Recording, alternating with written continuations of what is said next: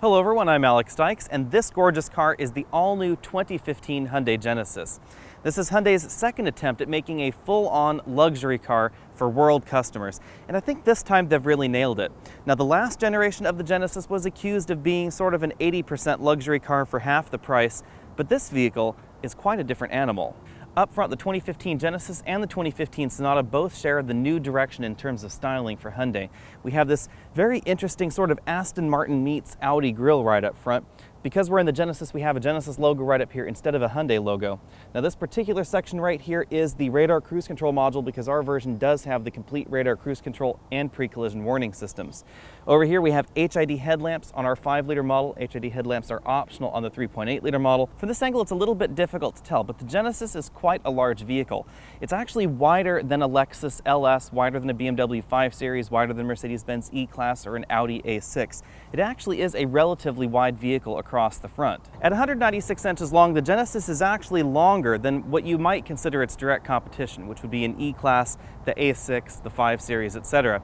It actually slots kind of in between the 5 Series and the 7 Series in terms of overall size. As you might assume by taking a look right here, we have a very long hood, and that's because we have a 5-liter V8 and a rear-wheel drive vehicle. So this is very different than other near-luxury entries that you might look at, something like an Acura RLX or a Volvo S80. Those are front-wheel drive vehicles. So are the Cadillac XTS as well as the Lincoln MKS. Those are all front-wheel drive vehicles. This is a rear-wheel drive vehicle. So this actually more directly competes with the BMW, the Mercedes, etc., than those near-luxury competitors. Now, of course, Cadillac CTS is a solid rear-wheel drive luxury car, and it's just a little bit smaller than the Genesis.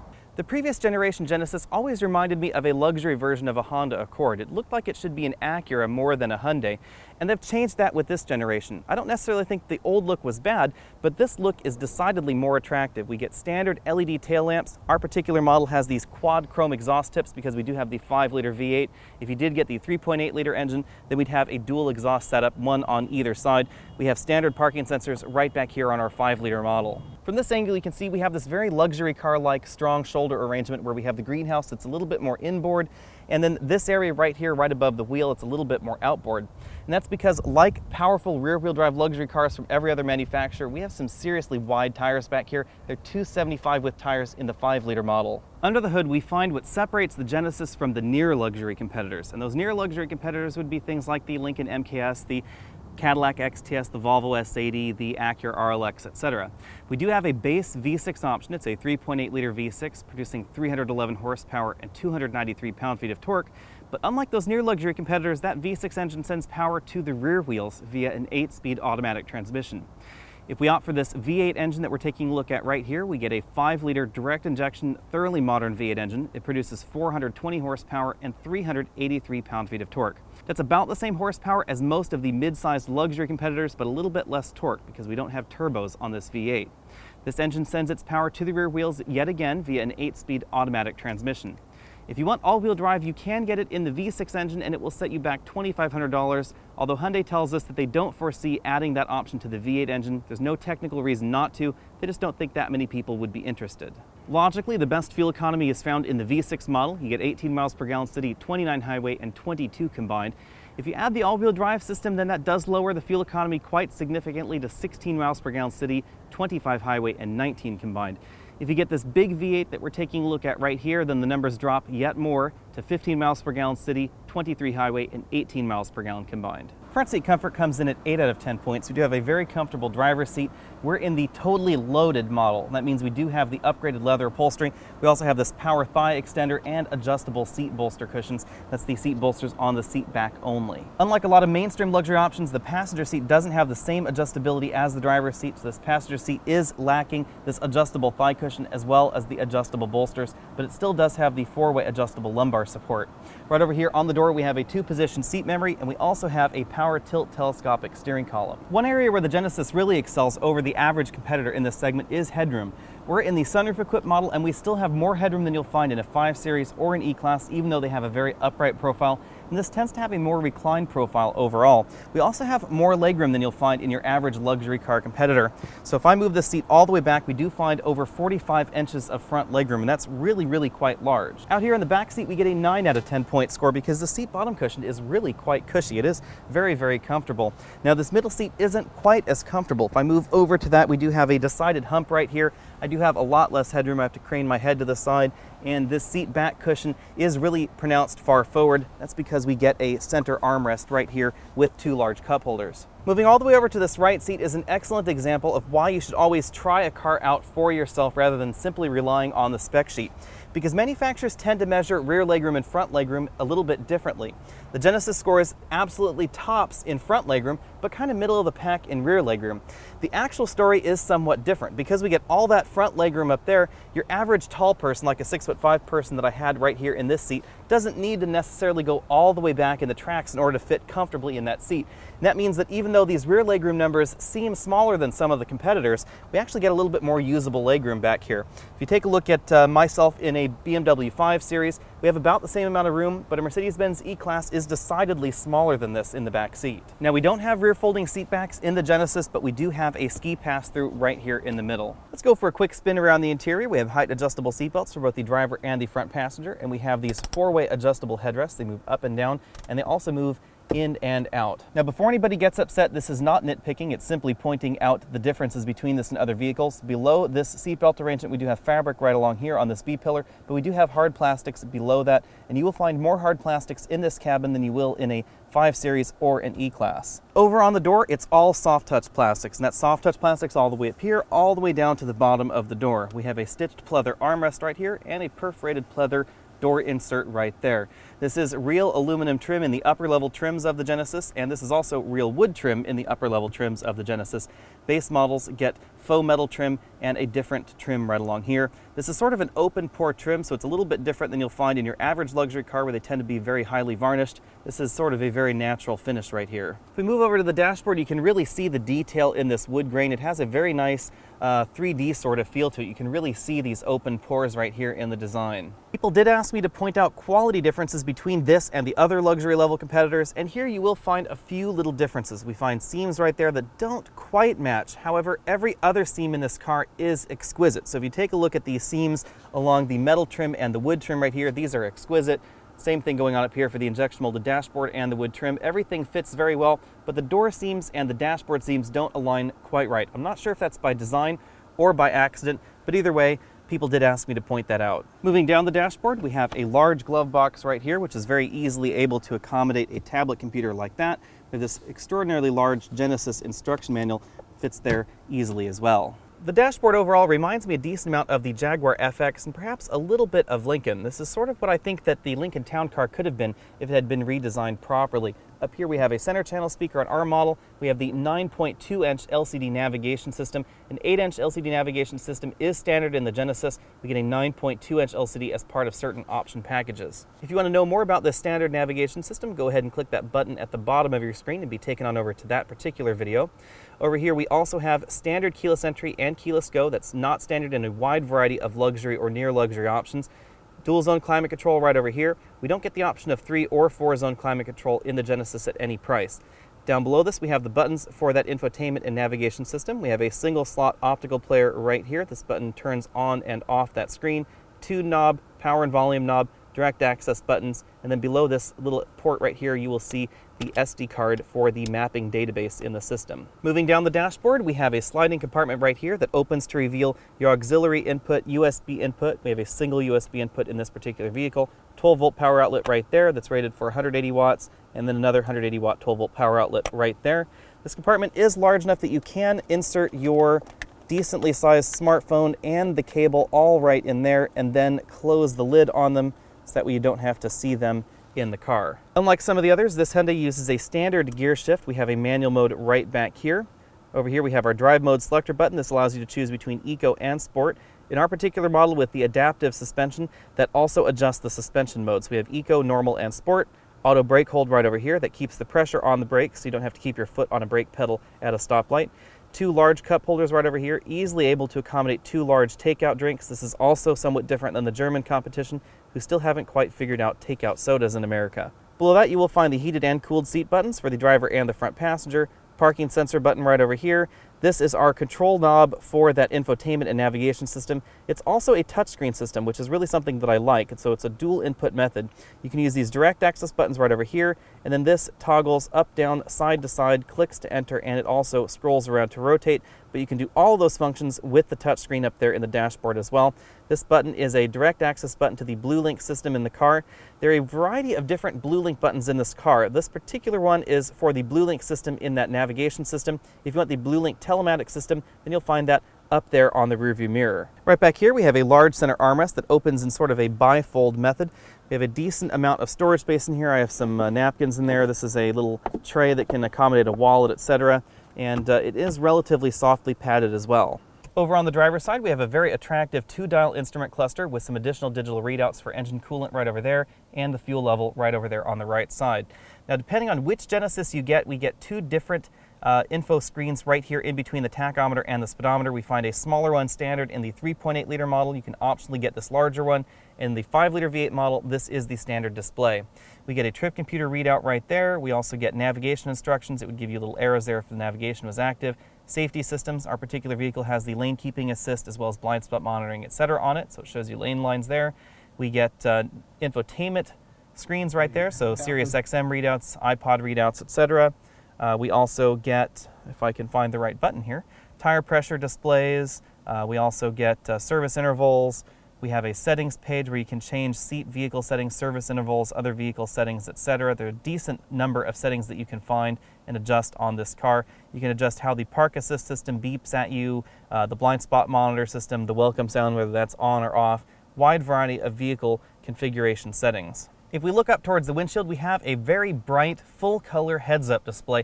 This is actually one of the most attractive heads-up displays that I have seen in a vehicle recently.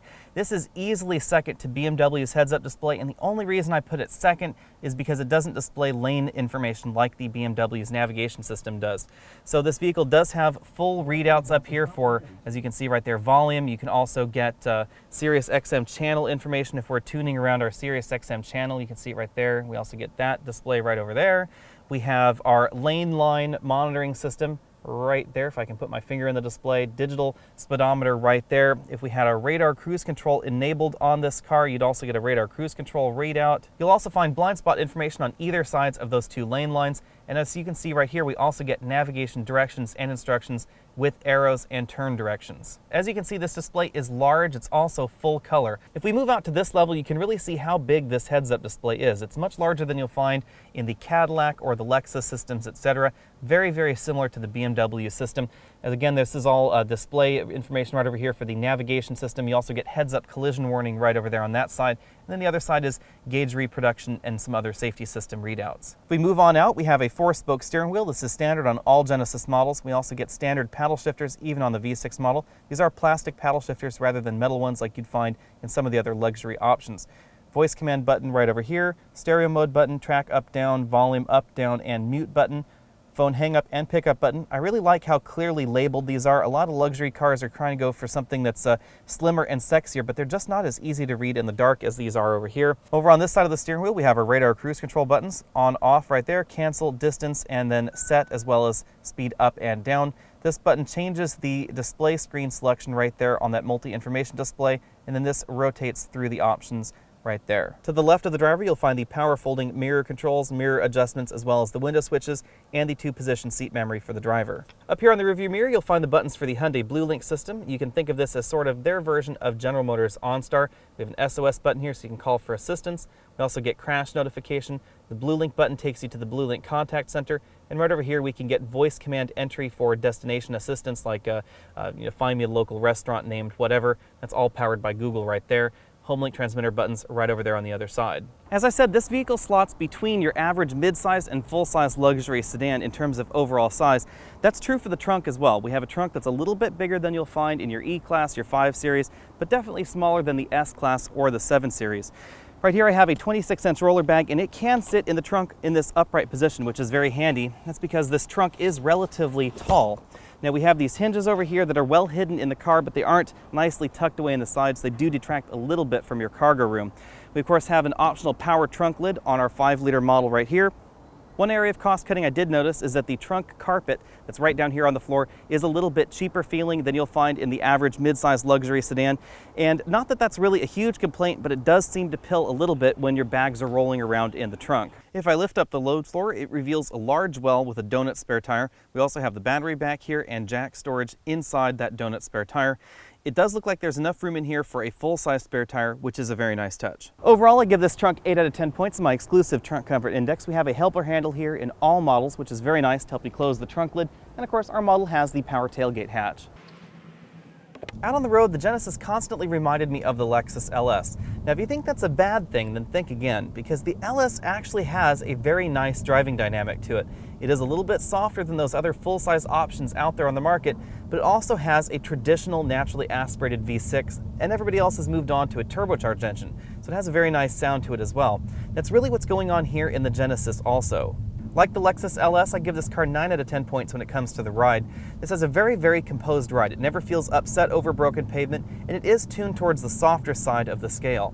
Now, the old Genesis was also tuned towards the softer side of the scale, but it definitely did feel a little bit upset over broken pavement. That's not something that's going on in this car. A lot of the safety systems that are on our particular Genesis are usually hidden away in standalone options in the competition, or they're definitely buried on the option sheet. Lexus seems to do that an awful lot. Radar cruise control is available in a wide variety of Lexus options, but it's difficult to find them on their web configurators, and you won't find them on the dealer lot generally.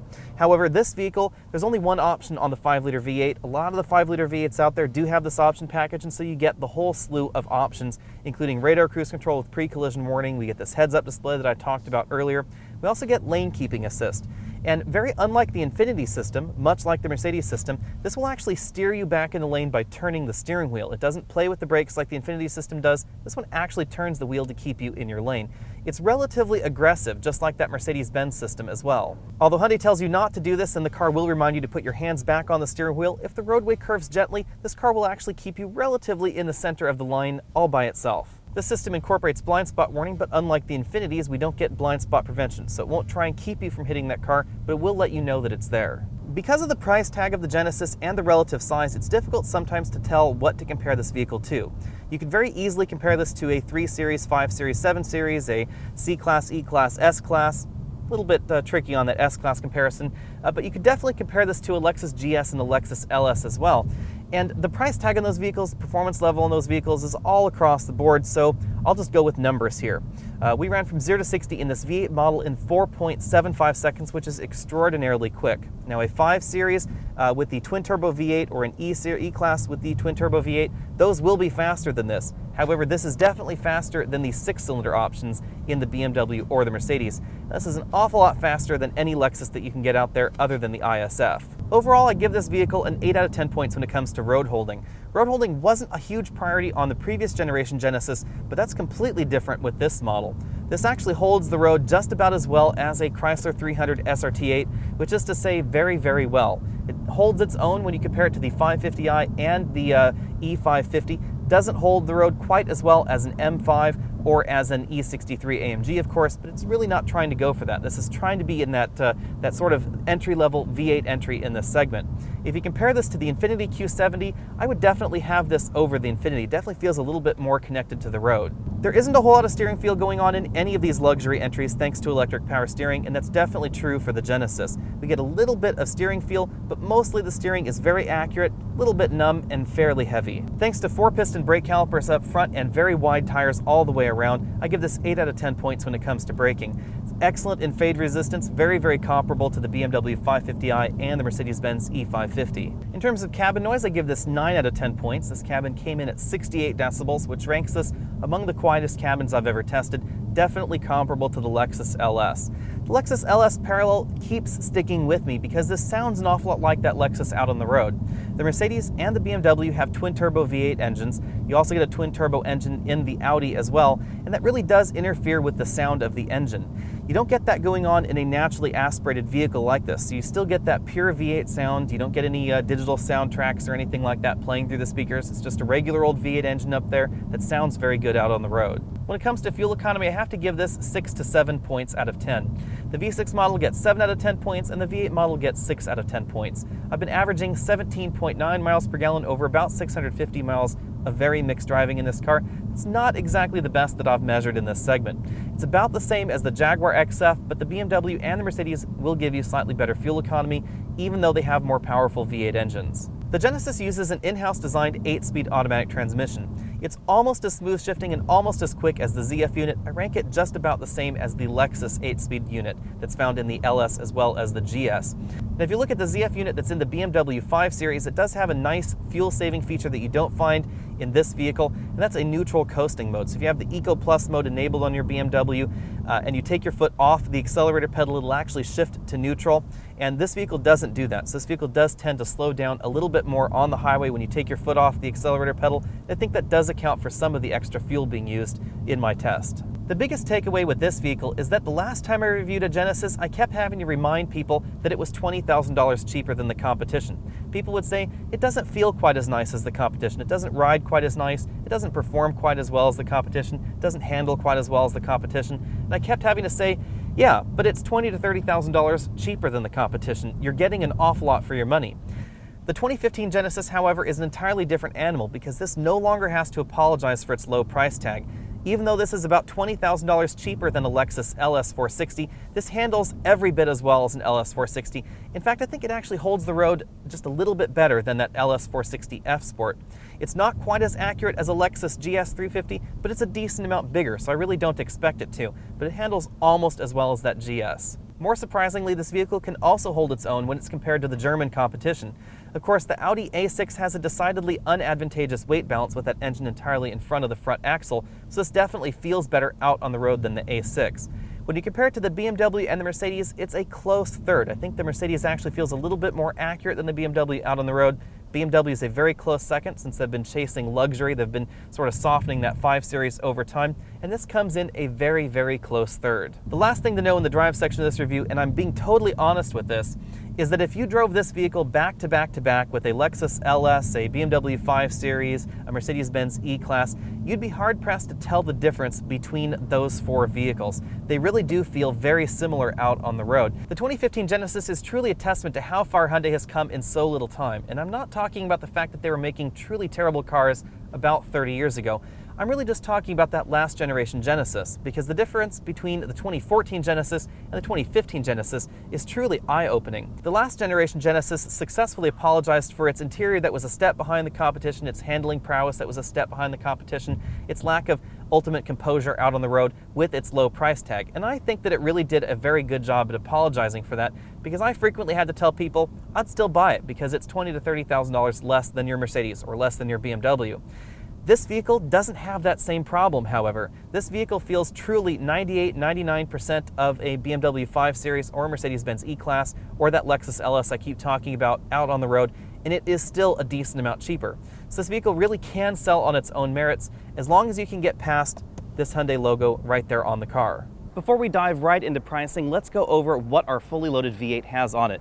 We have 245 with tires up front, 275 with tires out back. Keyless entry, keyless go, and power folding side view mirrors. Large 4-piston brakes, power closing trunk lid, quad chrome exhaust tips, and front and rear parking sensors. Dynamic cruise control, pre-collision warning, lane departure warning, blind spot monitoring, lane departure prevention with active steering, and we of course also have active high beams. We have a heads-up display module right there in the dashboard, and we also have rain sensing wipers. Rear wood trim, we have this adjustable thigh cushion. We also have adjustable side bolsters as well. Pricing for the V6 model starts at $38,000. Now you may think that that sounds a little bit expensive, but this is not a Chrysler 300 competitor, it's not a Chevy SS competitor, etc. So you do get an awful lot more luxury features standard on the inside. For instance, we have leather standard, heated seats, paddle shifters. We also have navigation standard in this model, all engines, an 8-inch LCD, keyless go, rain sense wipers, and acoustic laminated glass. Now compared to the luxury entries that are starting out around $38,000, you won't find standard navigation, you won't find iPod interfaces in those luxury competitors, but you will in the Genesis. If you get crazy with the options in the V6 model, you will end up at $51,500 fully loaded. There are really only 3 packages to choose from. Hyundai does like to keep options at a minimum. That helps keep the costs down. Now, $51,500 is, strangely enough, the base price for the V8 model. There's only one option in that V8 model. You get the heads-up display, 9.2-inch LCD, 17-speaker sound system, and active suspension, as well as a power trunk lid, and that will set you back $54,750. Now, you may be thinking to yourself, 55 grand for a Hyundai, that sounds like an awful lot. What else could I get for this money? Well, a similarly equipped BMW 335, which is considerably smaller than this, would be $58,600. If you want to get a BMW 550i, admittedly it does have a little bit more power, but it's going to be $81,000. That's nearly $30,000 more expensive than this model. An Audi A6 is relatively less expensive. It's an awful lot less powerful as well, $71,000. A Lexus GS with a 3.5-liter naturally aspirated V6, it's the only way it comes, $48,610. It is a little bit less expensive, but it doesn't have the same feature set that you can get in this Hyundai. A better comparison in the Lexus stable would actually be the Lexus LS at $85,616. And if you're an Infiniti fan, then the Q70 rings in at $71,705. Now, the Jaguar XF and the Mercedes-Benz E-Class are going to be a decent amount more expensive than this as well. It ends up between $20,000 and $25,000 more than the Genesis, depending on how you configure them.